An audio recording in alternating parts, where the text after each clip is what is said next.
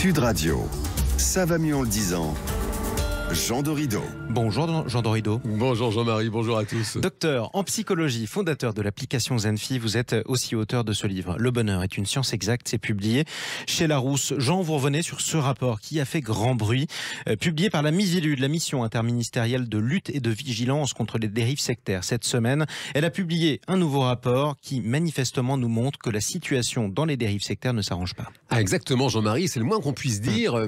Toute la presse effectivement a repris les chiffres importants de ce rapport, avec notamment une augmentation de 33% en 2021 de personnes justement qui alertent le législateur parce qu'elles pensent qu'une personne de leur entourage est en train de basculer dans une dérive sectaire. Ça porte en tout à 4020 le nombre de signalements. C'est du jamais vu, c'est complètement inédit, et sans doute que les explications d'une telle explosion se trouvent dans la crise sanitaire qui a permis l'émergence de nouvelles tendances, de nouveaux fonds de commerce, je dirais, pour des nouveaux gourous d'un genre 2.0. Et le gourou du futur. Alors Jean, psychologiquement, c'est quoi une dérive sectaire ? Alors une dérive sectaire, en réalité, c'est important de rappeler qu'on s'y intéresse en psychologie. En revanche, le législateur peine souvent à donner un périmètre très très clair de cette dérive sectaire. En réalité, au niveau de la psychologie, on est vraiment dans la relation d'emprise.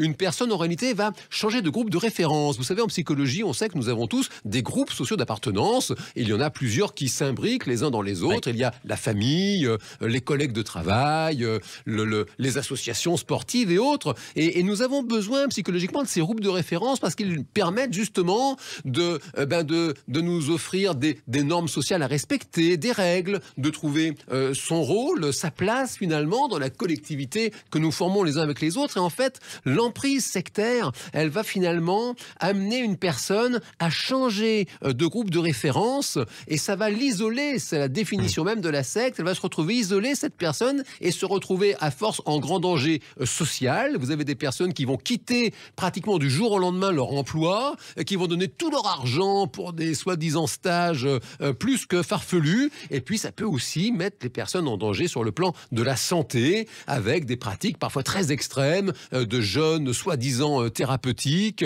de crudivorisme, et même parfois des gourous qui vont demander à leurs adeptes d'interrompre leur traitement, par exemple. Oui, ça peut être dramatique. Alors Jean, comment la pandémie a pu augmenter ce phénomène et ses dérives ? Eh bien, en fait, si vous voulez, les gourous, ils étaient déjà présents, notamment sur la toile, à travers des chaînes YouTube, à travers des sites, à travers des réseaux sociaux parfois extrêmement prolixe.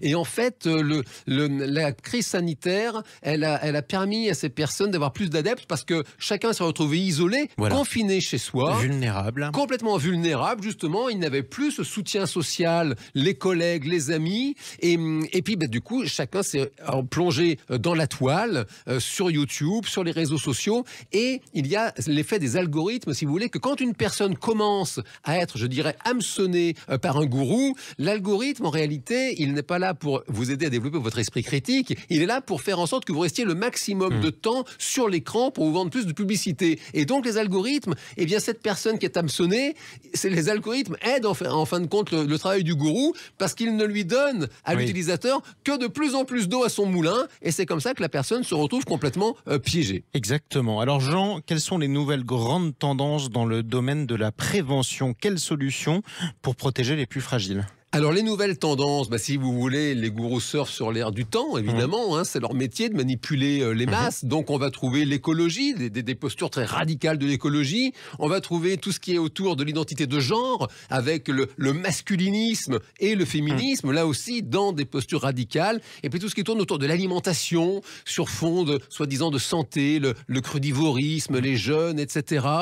Tout ce qui est, si vous voulez, propre à alimenter des postures radicales, ça va permettre au gourou de prospérer. La prévention, c'est d'aider justement le plus grand nombre à développer son esprit critique, à toujours aller chercher des contre-arguments, et puis le soutien social, justement ces groupes de référence, rester soudés. Quand une personne se sent aimée, quand une personne sent qu'elle a sa place dans la collectivité à laquelle elle appartient, elle n'a pas besoin de secte. Exactement. Et d'ailleurs, on va revenir sur Sud Radio demain à 8h40 dans le Grand Matin Week-end sur les dérives sectaires, notamment celles liées à l'écologie. Témoignage à 8h40 sur Sud Radio. Radio. Merci à vous, Jean Dorido. Je rappelle que vous êtes docteur en psychologie et fondateur de l'application Zenfi. À samedi prochain. À samedi, Jean-Marie.